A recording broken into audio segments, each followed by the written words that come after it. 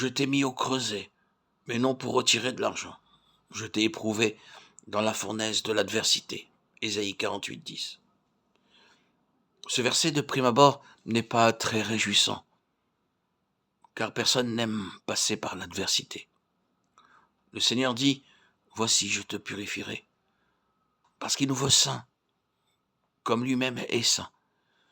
Le but le plus élevé de Dieu est de nous rendre participants de sa propre sainteté. Hélas, nous désirons seulement devenir saints à l'image d'autres personnes. C'est la raison pour laquelle nous devons passer par de nombreux feux purificateurs. Cela est pratiqué pour obtenir bien des produits. Lorsque les hommes désirent obtenir le meilleur acier, le minerai de fer doit passer par de nombreux feux. Ils prennent d'abord du minerai de fer qui ressemble à de la terre ordinaire, pleine de sable et de boue. Il est premièrement fondu dans un feu extrêmement chaud. Et le fer va au fond, tandis que les autres matières vont à la surface. Le minerai de fer est fondu une seconde fois, à très haute température.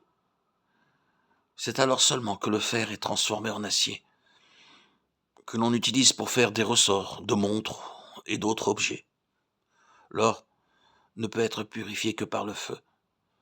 On ne peut pas le purifier avec du savon et de l'eau. Qui plus est, le feu doit être placé en dessous et au-dessus.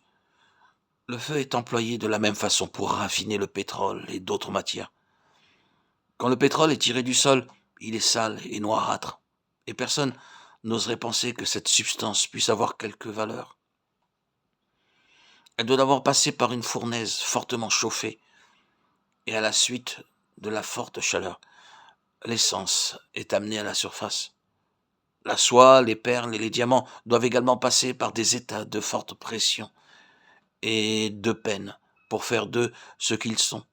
Ainsi, lorsque Dieu nous choisit, il place devant nous un modèle très élevé, parce qu'il veut que nous soyons saints et sans tache, ni souillure d'aucune sorte.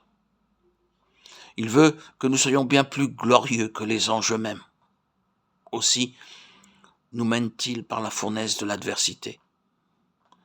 Combien de fois ne disons-nous pas « Dieu m'a oublié » Lorsque la maladie devient plus aiguë et que d'autres épreuves surgissent, nous disons « Oh Seigneur, pourquoi me maintiens-tu aussi longtemps dans cet état ? Je n'ai rien fait de mal. J'ai assisté à toutes les belles assemblées que tu m'as proposées. Et cependant, tu me punis. »